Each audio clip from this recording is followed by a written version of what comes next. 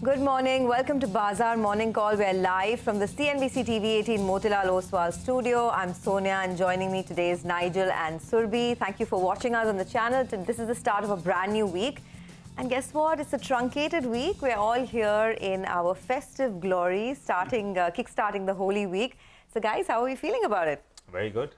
Colourful. Best cue ever, right? That we sort of get ready for the festivities tomorrow, have a day today. And I think the start, in any case, has been optimistic. The way we ended Friday and then what we got from Wall Street. So I think pretty much, entering the week on a good note, Sonia. And normally on a Monday morning, Sonia always tells us whether it's a truncated week or not.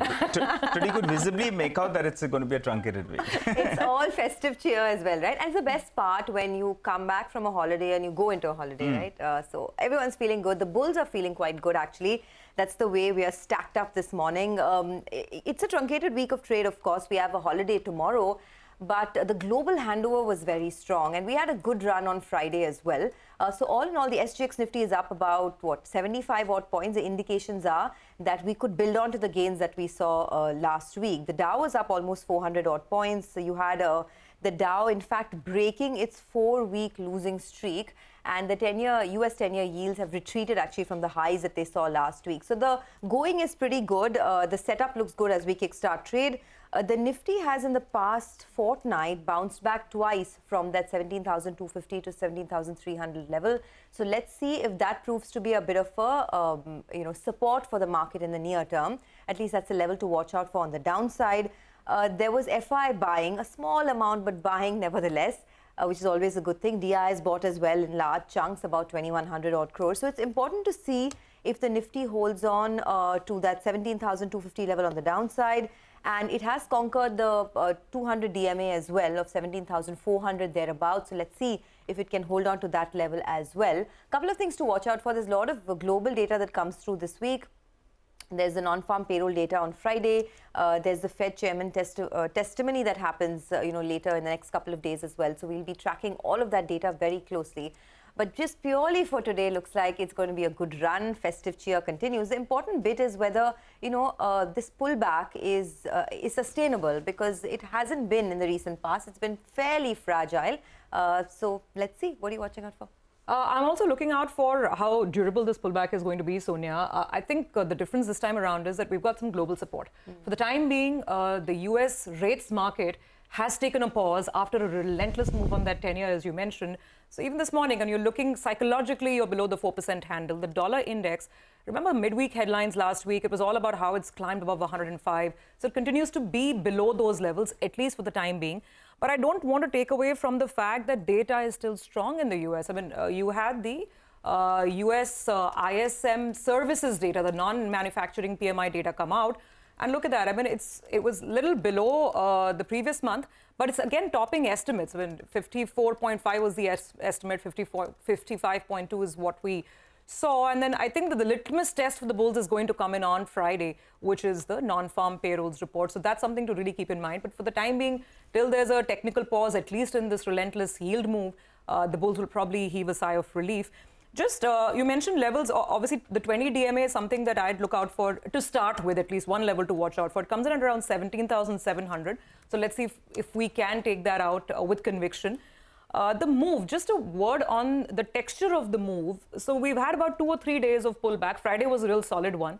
The net result of that is, so far in the 3 trading sessions that we've had in the month of March, the Nifty's moved less than 2%. The bulk of this move has come in on metals. It's come in obviously on PSU banks. And we all know PSU banks is a move linked to, of course, what we saw on Adani. And I think, Nigel, at least for me, that's also a watch point to see if the pop we got on the Adani news, whether that itself is a durable pop or not.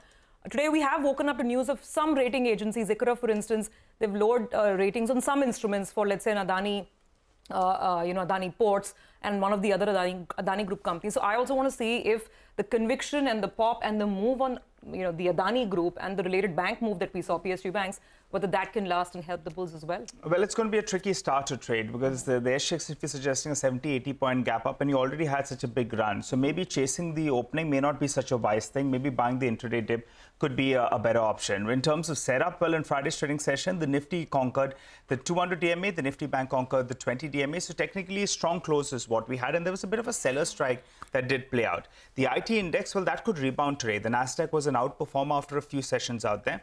And that normally has a bit of a rub-off on the IT index, which was underperforming in Friday's trading session. The broader market participation, though, that's going to be eyed because in Friday's trading session, the mid-cap and the small-cap indices actually were relative underperformers. What did the FIs do in the F&O market? Well, we'll get to that in just a bit, but the F&O cues first. There was clearly short covering that played out on the Nifty. The Nifty ended high, opened just lower. And on the Nifty Bank as well, there were signs of short covering that did play out. The PCR, we pointed it a couple of sessions ago. When it goes below that 0.7 odd, that's normally a trigger for a bounce. And it came about. But now we're going to around that 1.2 odd mark. So maybe in the near term, that's moving to the upper end. The FIs, well, they covered short position. And there's a big delta that played out. They covered 30,000 short contracts. They added more than 10,000 long contracts. And if you're looking at the net short positioning as well, that's come down drastically. The short positioning from around that 84-85% odd, it's come down to around 74%. And pull up the net short contracts from close to 1.3 lakh. Well, that's come down to around 89,000 odd. Doesn't take away from the fact that we're still net short. The FIs are still heavily net short on the index. On the index option side, well, they bought calls as well as puts. But the most heartening aspect out there is that they wrote 5 puts for 1 call. That's telling you that the base has moved up a little bit. And what were they writing? 17,500, 17,600 puts. Both of them, they added more than 1 crore shares out there, which brings us to the levels. Resistance comes in at around the 20 DMA. That's 17,700 to 17,750. The bears will want to defend this mark.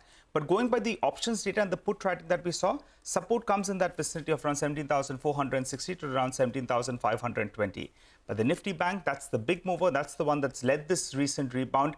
And you had some put writing that you saw at the 41,000 put. So you deduct the 150, 200 rupees from around that 41,000 odd mark. You get your crucial stop loss that comes in at around that 40,800, the support level, 40,800 to around 40,850.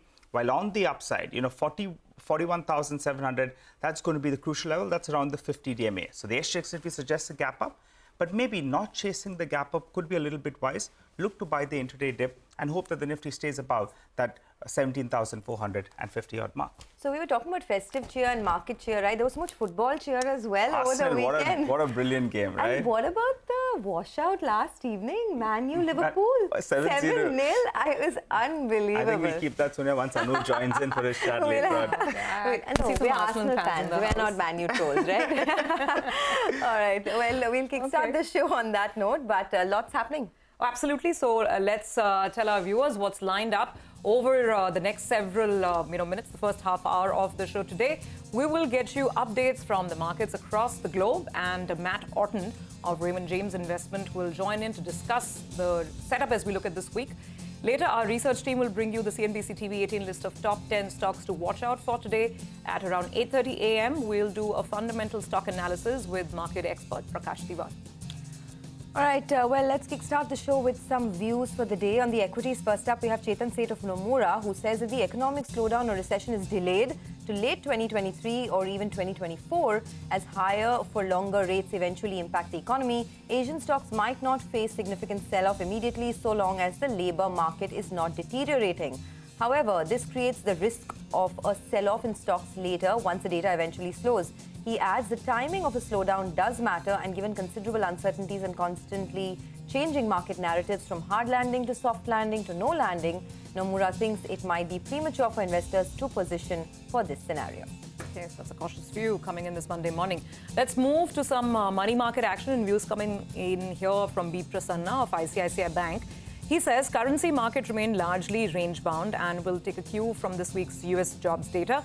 However, the rupee appreciated and broke below the month-long 82.83 to the dollar range owing to lumpy inflows supported by improved CAD outlook as well as seasonal inflows. Prasanna expects the USD INR to trade in a band of 81.40 to 82.40 this week, with the RBI recouping reserves to stem the sharp appreciation. All right, and on the bonds, Prasanna says that the economic data continues to come in stronger, driving global yields higher. However, local yields remain supportive owing to a strong year-end investor demand. He expects bonds to consolidate with easing a bias in the 10-year benchmark to trade in a range between 7.3 to 7.50%. Well, we have a lot of stock-specific action to track for you, and we'll get to that in just a bit in our special Top 10 segment. We're looking at MGL, Adani Power, HAL, Bajaj Electrical, Neogen Chemicals, CAMS, and Power Grid. Those are stocks on the back of positive news flow. While we have IEX, Adani Total Gas, Adani Ports, they are stocks that could be reacting to negative news flow. Right. Also, all eyes will be on the entire Adani pack to see if that pullback continues through the course of this week or not. But let's get our first guest on board. Matt Orton, who's the Chief Market Strategist at Raymond James Investment, is joining in now to give us his view on the market. Matt, good morning. As always, thanks for being with us on the channel. There's lots to watch out for this week, as we were mentioning. There's Jerome Powell's comments. There's the jobs data as well. But do you think this higher for longer interest rate scenario is something that could continue to have a long-drawn impact on the economy and on stocks? Or do you think the worst is over, at least for equity markets? Hey, good morning, Sonia. Great to see you. And I think this higher for longer environment still needs to work its way through the market. So we've seen areas like information technology, higher duration parts of the market outperform, even though we have seen rates move higher. And that disconnect is what needs to be resolved before the market can really start to sustainably move higher. It's incredibly encouraging that we've had very, very strong economic data continue to come out of the US. We've seen really good data coming out of Europe. We've seen stronger global data. The Chinese reopening continues to improve and go as planned. So there's a lot of support from a global economic front. But until markets fully impound what higher for longer actually means, and we are not there yet, the market continues to fight, equities in particular, what the Fed has been saying and the moves that we've had in rates. Until that normalization happens, I continue to tell our clients it makes sense to remain defensive. Lean into higher quality companies, companies that have higher free cash flow, earnings growth stability, where we've seen improvements in terms of EPS expansion going forward, and that applies globally. That area has held up well in both downturns. It's outperformed on the upside, and those are the types of companies I want to be leaning into until this normalization really fully plays out. Hi, Matt. Good morning. So leading into defensive quality names, you've said that in the past as well. Over the weekend, though, we had China's growth projections for this year around 5% odd, maybe a little lower than some expectations, but better than what they did last year. What's your approach to the Chinese market? And do you think you prefer them over the Indian markets? Or post the recent underperformance, India comes back into the reckoning? Hey, Nigel, good to see you. So China is an area where I liked it after the kind of the bottoming in October heading to the end of the year, but I think there are better ways to play the Chinese reopening. And we've talked about this in the past, and it's really Asia ex-China, so Asia Pacific, so call it the Philippines, Indonesia, Thailand, South Korea, Taiwan. Those are countries that have exposure to financials, to semiconductors, to industrials, areas and trade that will benefit with the Chinese reopening, but it's broader than that. They have exposure to the US and to Europe as well. And so I really like to play, I'll call it Asia Pacific ex-China. It is the way within emerging markets to get exposure to the Chinese reopening without taking on some of the risks that you have in China. And a lot of the growth we've seen in China has been concentrated in just a handful of names. It's been information technology, it's been communication services companies, and we've seen the flip side of that over the past few weeks as well. India is an area that's interesting. You know, we talked about this in the past too, where I was a little bit less, I'll say, enthusiastic relative to Asia Pacific, just because of the issues with the Adani group. But I think we've seen Indian equities hold up well. And in particular, I really like the Indian banking sector. I think Indian banks have posted good earnings. We've seen my thesis of net interest margin continue to play out through earnings season. Credit loan books continue to expand. So I think the relative strength of the Indian economy helps the banking sector. And some of the weakness we've seen in Indian IT services, I think, also is an opportunity going forward. So I also prefer India over China as an investment within emerging markets. Matt, that sounds good to us, music to our ears. But you mentioned Adani in passing. I don't know if you were following events that played out over Thursday and Friday. I wonder if you're convinced that the worst of this entire story is behind us. because now there is a fund that's come in and it's put some money up on the table. So do you think we're past the hump on Adani and the market can continue to now move on fundamentals, technicals, usual parameters? Right. It's really hard to say because the news flow has slowed, the negative news flow has slowed, and that is encouraging. And I think we've seen some relative strength. We've seen a bounce back in some of the Adani Group companies. That, I think, is helpful. We haven't seen as much credit stress. You've seen the Adani Group come out, as long with some of its creditors, generally support the company. But it's really hard to say what fast money can do. And so if I were looking at India, that's why I want to be selective with the sectors and industries where I would put money to work right now. And so I think that's why you would want to lean into banks, into information technology services companies, where I think valuations are still fair and you're relatively insulated from some of that potential negative news flow. Well, it's always great speaking with you, Matt. Have a great week, and thanks for joining us on CNBC TV18. That's a global strategist saying that he prefers India over China, but there's still, it's time to still be a bit defensive in the market, and there's still a bit of caution. Let's slip into a quick break. On the other side of the break, we'll get our entire research team to tell you about the top 10 stocks that you need to watch out for as we begin a brand new week of trade. Stay tuned.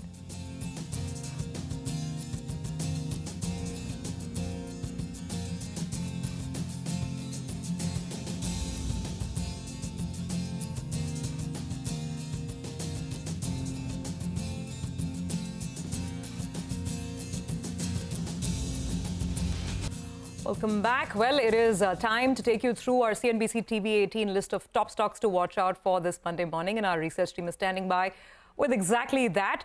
Hi guys, good morning to all of you. Sonal, let me start with you. MGL in the news on an acquisition today? Oh yes, it's the first acquisition that the company has made. They have acquired Unison Enviro Private Limited for 531 crore rupees. This is an all-cash deal, and Unison is the city gas arm of Ashoka Buildcon. Now, this is done to enter the geographical areas for pursuing inorganic growth opportunities. They want to get into areas like Raigad. So far, they have been in the MMR region as well. For FY22, Unison did turnover of around 89 crore rupees, but they reported a loss of 25 crore rupees. So yes, it is an expensive acquisition that the company has made. Citi says that it is their first inorganic foray, and they have a target of 1,030 rupees per share. So while the headline valuations at 6.4 times trailing price to book appear very expensive, they would view this acquisition positively because the acquired city gas distribution company is still in an early stage of growth, so they will be able to scale it higher as well. And it could be a good use of cash by improving MGL's growth outlook as well. So far, the concern has been around MGL's volumes. They have been able to maintain margins, but with this acquisition, they can increase their volumes, and this is something that Citi likes. They say it could change perception around MGL's perceived lack of growth aggression. So this could solve that problem. Expect the stock to be in the green today. Okay, thanks a lot for that. Well, let's go across to Vivek. Now he has some more stocks in the news that he's watching. Vivek, good morning. Well, good morning. Quite a few stocks on my radar today morning. First on our list is Adani Power. Some relief coming in there. The Supreme Court has dismissed an appeal that was filed by the Maharashtra State Distribution Company, and this was, for actually not giving a pass-through as far as alternative fuel costs were concerned. So some relief coming in for Adani Power. On the other hand, Adani Total Gas and Adani Ports will remain in focus. ICRA, the rating agency, has revised the rating outlook for these companies to a negative from a stable stance that they have earlier. They've actually quoted a sharp decline in the share prices and increase in yield of international bonds as the key reason for this particular outlook downgrade. Also keep an eye out for Hindustan Aeronautical Limited. For the assessment year of income tax 2012 to 2013, the company has got a refund, and this particular refund is a main amount of 570 crore and an interest of close to 164 crore. Keep an eye out for IEX, some muted volume growth coming in as far as the month of February is concerned. The electricity volume coming in at 7,673 million units, which is down almost 7% on a month-on-month basis and down 6% on a year-on-year basis. The company says that sell-side power companies continue to stay away from the exchanges due to the high cost. Lastly, watch out for Power Grid. The company has got the LOI for 2 projects in Chhattisgarh, and these projects will be done on a BOOT basis. That's a build, own, operate, and transfer basis. Thanks a lot for that, Vivek. Let's go back to Surbhi. She's joining in to tell us about some stocks that are on the news. Surbhi? Hi, good morning. Today on my radar is Bajaj Electricals. The company wins contracts from South Bihar Power Distribution Company. This is to develop distribution infrastructure for electrical supply. The contract is worth 565 crores and shall be completed within 30 months of date of issue of contracts. Next is Neogen Chemicals. The company acquires 100% stake in Bewley Chemicals for 25 crores. Now the total revenue for Bewley Chemicals for FY22 was close to 65 crores. And lastly, CAMS, they acquire 55.4% stake in Think Analytics. The cost of acquisition at this point is unknown, but the expected date of completion is 10th April. Now, Think Analytics is a data science and an artificial intelligence company. They provide services in the BFSI, pharma, and the retail sector. For 9-month FY23, Think Analytics clocked close to 24 crores of revenue, and in FY22, they had a revenue of 31 crores. All right, sir, we appreciate it. Thanks a lot. Here's a quick recap of our top stocks. Stocks with positive news flow. There's Mahanagar Gas, Adani Power, HAL, Bajaj Electricals, Neogen Chem, CAMS and Power Grid. While stocks with negative news flow, there's IEX, Adani Total Gas and Adani Ports. But our colleague Yash caught up with the LIC chairman, M.R. Kumar, on the sidelines of the 22nd Global Conference of Actuaries and started off by asking about a crucial meeting that they have with the Adani Group management. Here's what he had to say. I can only confirm that the conversation has happened with the department, but there's nothing I can state as of now on the outcome of that meeting. But yes, we have had the meeting. Are you more confident than you were about a month ago on the business prospects, not the stock price, the business prospects? I believe so. We are quite happy about the meeting. All right, that's LIC talking about their talks with the Adani Group. With that, let's shift the focus on the commodities universe. Manisha Gupta is joining in for a roundup of all the action and all the headlines from there. Manisha, good morning. Morning, and thank you for that, Surbi. Well, the last week was a great one because we saw almost all industrial commodities gain up, but Monday morning is a bit of a change here. We've seen Fed official emphasize on moderating inflation and economic growth, and that clearly was supportive. And the China PMI came in stronger than expected, and that clearly supported the markets as well. But over the weekend, we've seen China setting lower growth forecasts, and that's weighing onto the markets. So whether it's the precious metals, energy, or the industrial metals, all of that has seen a decline. But this week promises to be a very data-heavy week as well. You have the U.S. factory orders coming in today, and the Fed Chair Powell testifies on Tuesday and Wednesday. You also have Australia and Bank of Canada rate decisions coming in this week. And most important of all, you have Friday, the U.S. non-farm payroll numbers coming in as well. So ahead of that, we've seen a bit of a gain in the U.S. dollar index and a decline in the metal prices. So whether it's copper, aluminum, zinc, we seem to be starting the week slightly on the lower side. So 0.25% to 0.5% in the negative for most. Welcome back. You're tuned into Bazaar Morning Call. You're on CNBC-TV18 and hope you're having a good morning. If you're a bull, you'll be happy to look at the screen. Global markets are more or less stable and the SGX Nifty suggesting after a fantastic Friday, maybe we are set for an 80-85 point gap up. But let's talk about a lot of stocks then. Prakash Diwan joins us this morning, market expert. Hi, Prakash. Good morning. Good to speak to you as always. Prakash, you know, the Adani Group stocks, they had a super rally, you know, on Friday's trading session.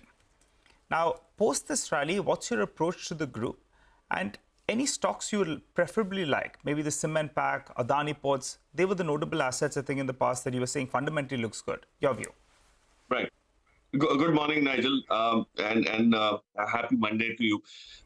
You know, I think interestingly, what the Friday, news flow, Thursday, Friday news flow did for this entire group of stocks is it kind of almost signified a bottoming out of the negative news flow or sentiment around the stocks. Yeah.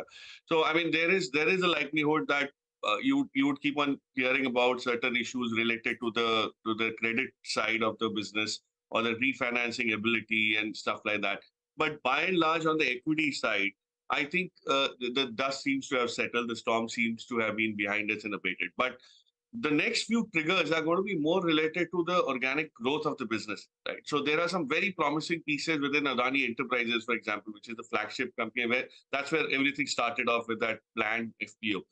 If you see the airports business or the mining business or maybe the data center business, as you know, news flow around that starts crystallizing, people are in a position to acquire value, and on a sum of parts, things start looking kind of promising for some of the long investors.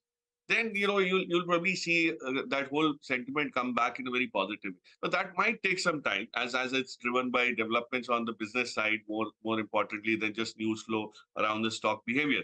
The second thing that you need to look at from the existing setup, as you rightly said, we've always been talking about that there is value in cement, in the cement twins that they've acquired. As long as the moment you hear about that funding that they need to bring in, which is roughly about 2 billion.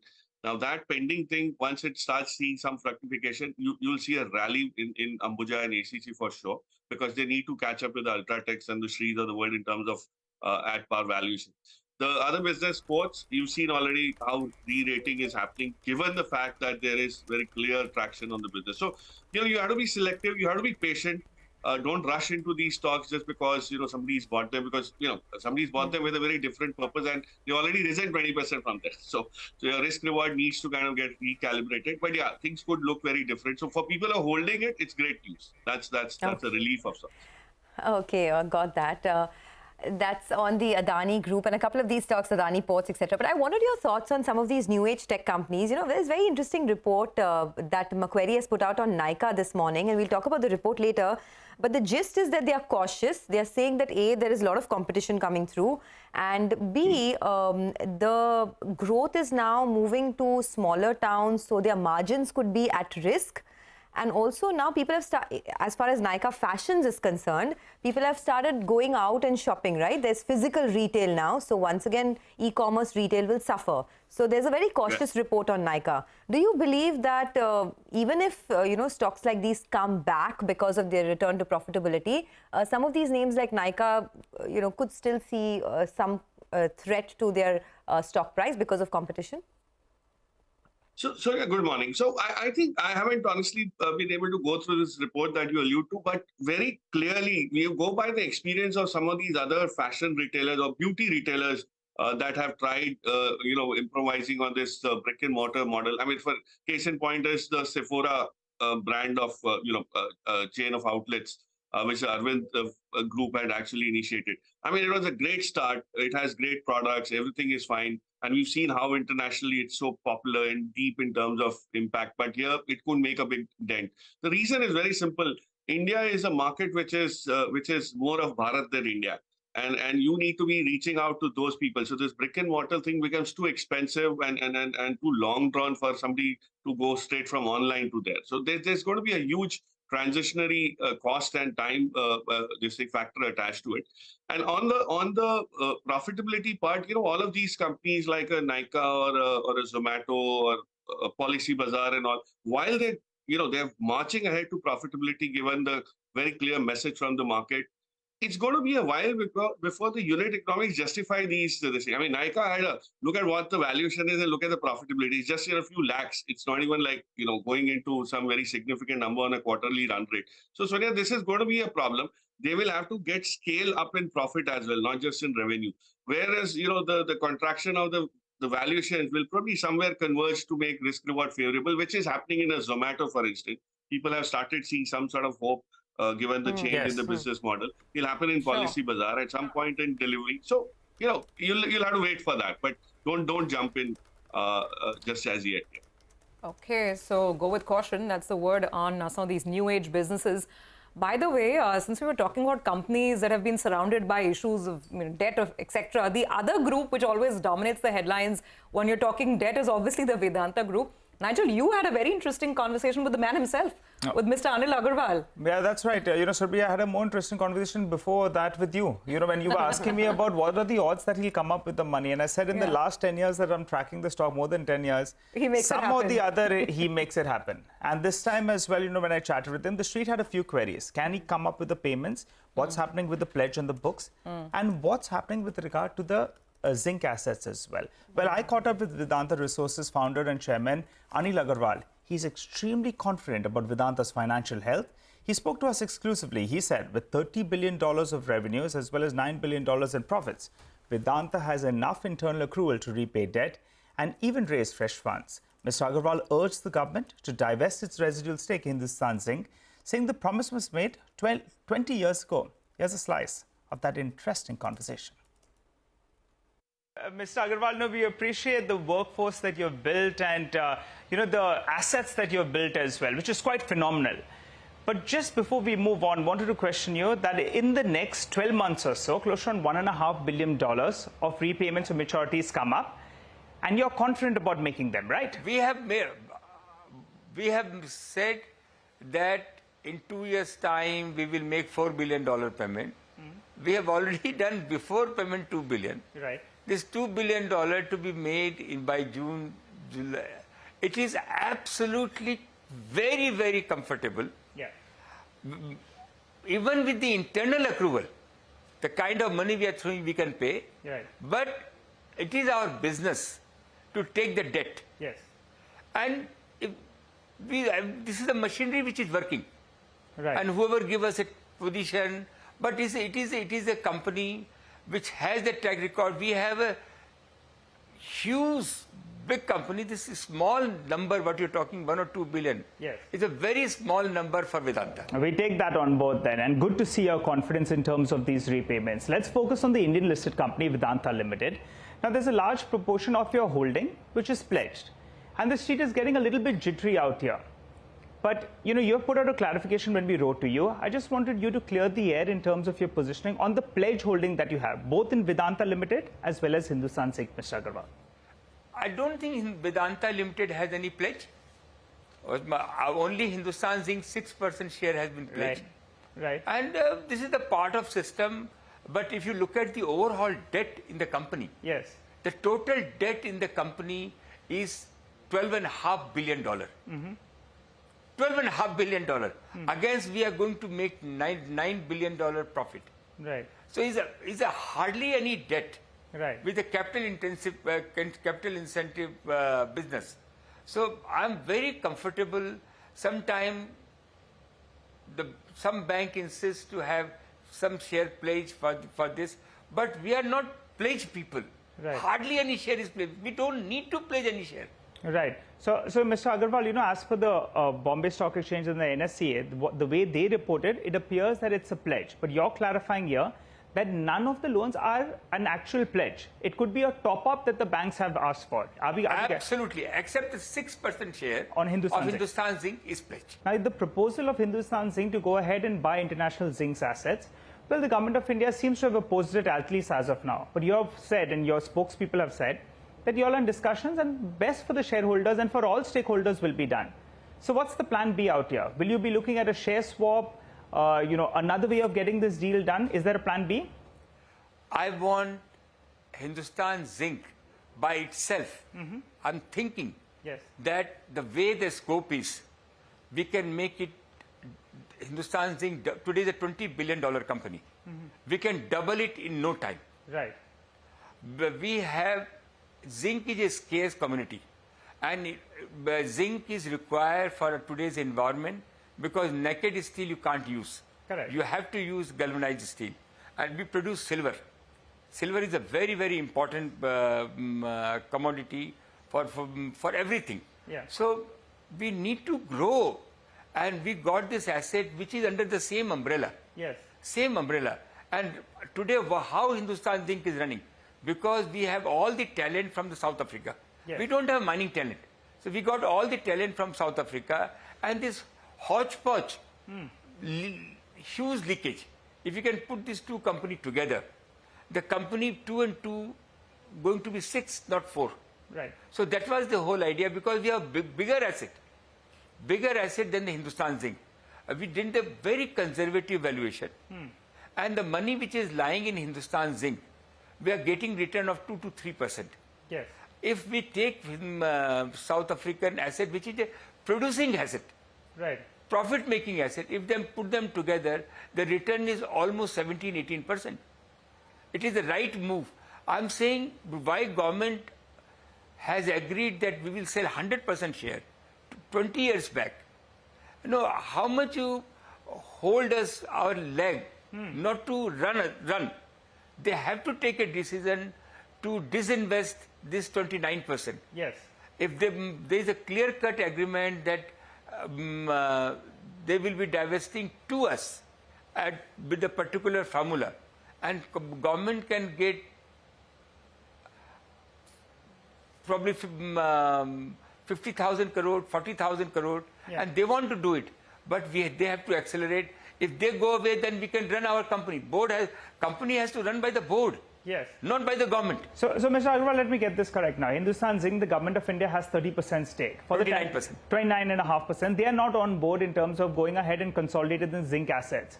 But they are saying that they are open to discussions. So what could those discussions be? Can you look at a share swap agreement and then bring this entity under Hindustan Zinc? Or is there a way where you could offer to buy the entire 29.5% stake? Help us find a way out. I'm only looking one goal. Make Hindustan Zinc double the size. Right. That's what I've been doing. And one of the things is how we can put this asset together. Right. And government is also inclined.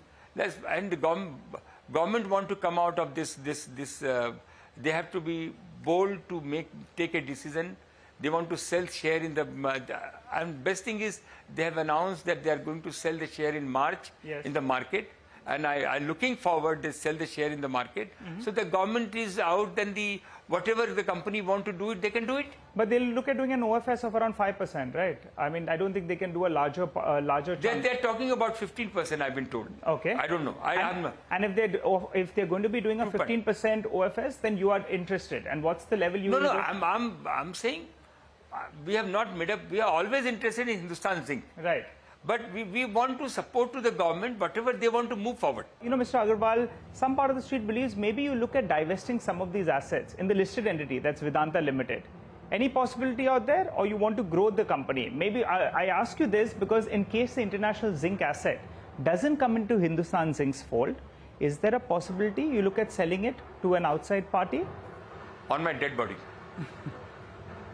So that's the asset I have developed personally. I put my 6-7 years, and it is one of the best assets, double the resources than Hindustan Zinc. So either Hindustan Zinc gets it or no one else gets it. No, this is in a group. Right, as long as it's in the group. All right. Okay, so we've got that. What about the dividend payout? You know, that's something that shareholders have really liked, whether it's with regard to Hindustan Zinc or Vedanta Limited as well. You intend to continue that sort of a payout? Yeah, we have been paying around 10% dividend, which has been worldwide been appreciated, and I like my shareholder to get cash, and that has been appreciated. And there's a company policy. Tell me how many companies in India make 50,000 crore profit? Right. You know, this is what we are. Right. And in the past, Mr. Agarwal, you have told us no more ICDs to the promoter entity from the listed entity. That's not on board, right? No, we are not delisting. Absolutely, we want this our shareholder, and we are there. Okay, so you've answered the next question as well. So no delisting and no ICDs to the promoter entity. Yeah. Okay, all right. Well, Prakash, you heard that conversation that I had with Mr. Anil Agarwal, saying it as it is, clearing the air in terms of debt repayments, no ICDs. He's confident about continuing paying dividend and also giving us his, his take on the Hindustan Zinc assets. What's your view on the stock? Everyone's focusing on other stocks. Well, Vedanta, in the last 3 days, the stock is up more than 10%, 2 days out from those panic lows. After that, we put out that clarification as well. What's your view at around 290 rupees? Prakash, I think you're on mute. Yeah, sorry. Yeah. I'm saying first and foremost, very interesting conversation. I think it was amazingly insightful getting this to hear from the horse's mouth. Let me focus on the biggest, the most vexatious issue at this point in time, which is keeping a lid on Vedanta's attractiveness, for whatsoever reasons could be. The Hindustan Zinc assets, the whole idea, Mr. Agarwal doesn't seem to be, he was very cagey about buying out the government stake in cash. So it's very simple that he's got an asset which he says, I'm going to use equity to buy into Hindustan Zinc's residual stake of 29%, the government's residual stake. I'm not going to pay you money. That's a fact of the matter. So he doesn't have that cash to pay out. So that's why he's using some other equity to balance that off. And that is something which the government doesn't benefit out of tremendously. So it's natural that they would kind of want a better, deal in this whole thing. But they waited for so long. So I think till that clarity is achieved, the stock is not going to rally in terms of any value unlocking. But what it does is that the dividend payout that we've seen, and we've discussed this earlier also, Nigel, that is something which will continue. Whatever cash is generated, it has to go to Vedanta PLC, the holding company, because of its situation that it has on the debt side, and they need to service that. So if you are somebody who likes dividend play, I think you could still get in, or maybe at lower levels if you get that. But don't expect some sort of an appreciation that takes the stock back to its highs in a hurry. So there is still there are lots of ifs and buts on that, especially in the international bond market. The treatment that is being meted out is not something which is very gracious. So there will be some time before that stabilizes. But I can tell you very surely that the dividend payout will continue to be robust. And come March, you'll probably see another impulse to do that. And that is something which is still attractive from a yield perspective. Welcome back. Well, the SGX Nifty has been telling us that we'll start off at least on the optimistic side. We've got Anuj in the house now to give us his sense on how we are poised. Anuj, good to have you here and good to see you in your festive spirit as well. So tell us, how do you look at the setup after the pullback that we had on Friday? Morning, Surbhi, Sonia, Nigel, and to all of you and all our viewers, very happy Holi, of course. Some confusion on when we are celebrating, but we can celebrate for the entire week. That's okay, right? But talking about the market, I think there are 2 or 3 points. First is it's weekly expiry on the financial Nifty today because of the market holiday tomorrow. And I think some part of that played out on Friday. The bank Nifty, which has been quite strong, we're talking about it. It's done 2 things. Successfully defended the budget day lows, which the Nifty did not, and has regained the leadership mantle. I think just for today, though, you could focus on 2 aspects. One is Nifty IT, which underperformed on Friday, but can play a catch-up today, and mid-caps, because Friday was essentially a large-cap day, but mid-caps perhaps could see some rally today. And I say that especially on the IT stocks because of the way Nasdaq behaved on Friday. A very strong rally reacting to the bond yields, which is a direct play on Nasdaq, and reclaiming the 10-day exponential moving average. And that is why it's going to be important to see Nifty IT's texture today, especially after the gap up. My sense is the kind of gap up that you're seeing on Nifty is largely because of Nifty IT. The current Nifty IT is at 29,817. The 10-day exponential moving average is placed at 3164, and 20-day exponential moving average is placed at 3246.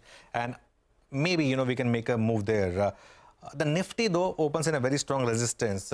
20-day exponential moving average at 17,646 and 20-day simple moving average at 17,703. Now, we need to see if it's halting here or sustaining above that, because that's where your next big trade will come from. On the bank Nifty, you already had a big rally on Friday. So today maybe could be a day for some consolidation, also because it's financial Nifty's expiry.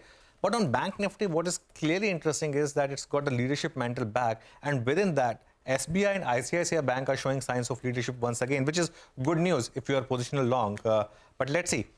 Truncated week, so it has its own ramifications as well. But overall, things are looking quite good. Okay, Anuj, things are looking good, and so are you. You look like you've already played Holi. I mean, that's a colourful jacket that you're wearing. He beats our story. He's the most festive of the lot. Absolutely. Look, I mean, if you have to do something, then do it, with the full might. All out. So, and you know what?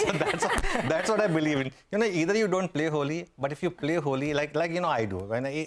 There was a period when I didn't play Holi, but now, but when I play Holi, I go all out. You go all in. I go all in, get the best of the most expensive pichkari, all the organic colors and everything, and just go out and enjoy. I just realized that this time we can play Holi, of course, with our friends and family tomorrow, and we can also play at work because it is Holi.